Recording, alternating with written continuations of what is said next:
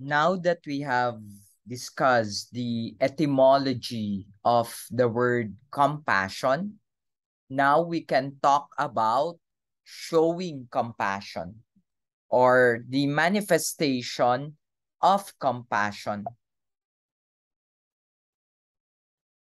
The definition that we have looked at carries two components.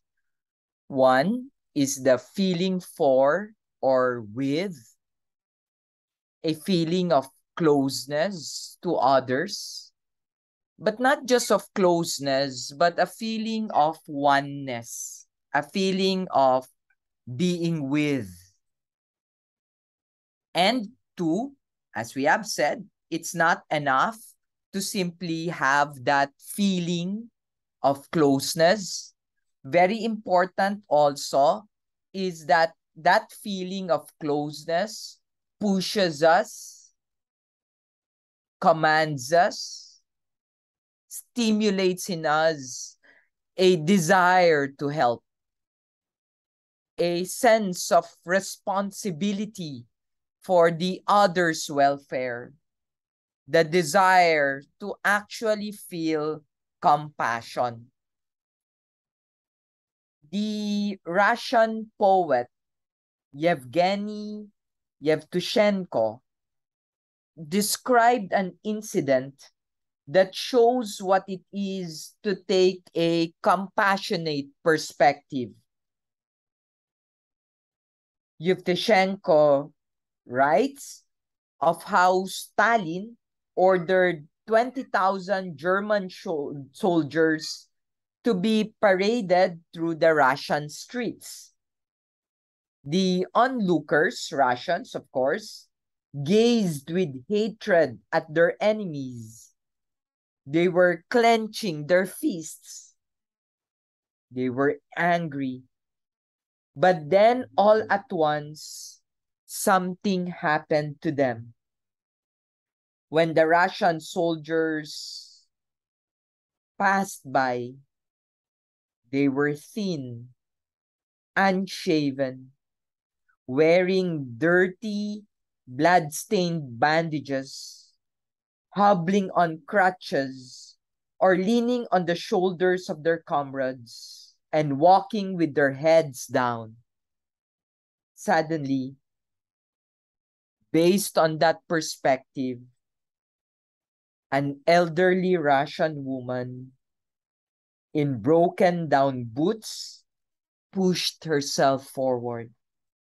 She went up to the column, took from the inside her coat something wrapped in a colored handkerchief, and unfolded it. It was a crust of black bread. She pushed it awkwardly into the pocket of a soldier. Then, from every side, from everywhere, women came running towards the soldiers, pushing into their hands bread, cigarettes, whatever they had. This time, the soldiers were no longer enemies. They were people sharing their humanity.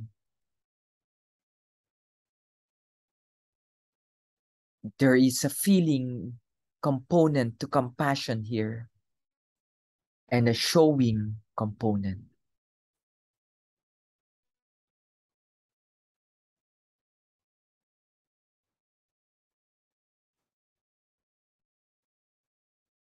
We need to keep these two in balance.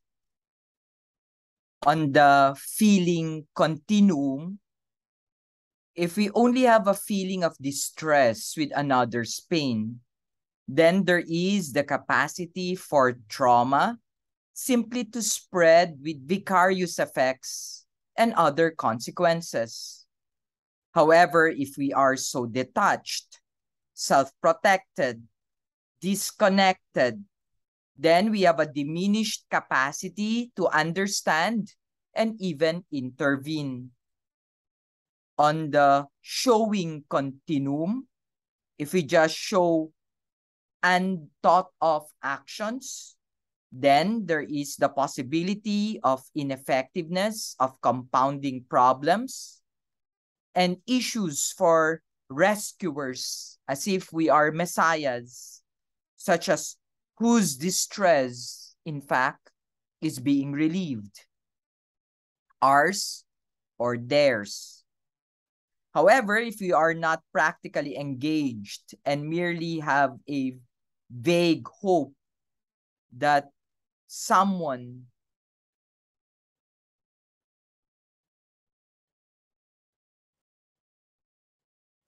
should intervene without taking any effective, meaningful action, then this can lead to further impotence and even victimization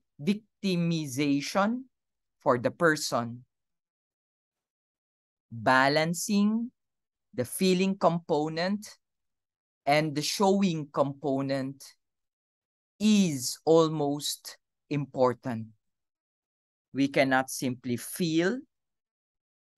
We cannot simply show. Both are very important for compassion to be efficient.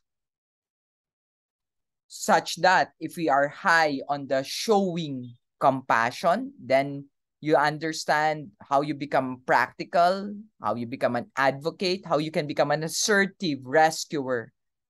Not always sensitive, but always acting for the good cause. In that sense, you're hard-headed.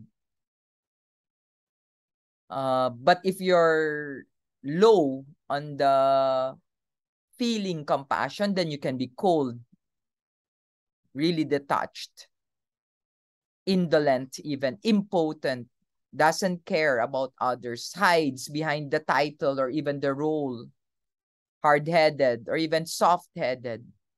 If you're low on the showing compassion, that's when you become astute, discerning, generous, effective, empathetic, atonement, compassionate, warm-hearted. Sorry, I'm referring to the high of feeling compassion there. And if you're low on the showing compassion, what becomes of you? Those are things we need to pay attention, because this is a spectrum we need to, as we've said in the previous slide, balance. Showing compassion. What is the best measure of showing compassion? Again, if you like this content, please subscribe to the YouTube channel Samo't sa Simula. Maraming salamat.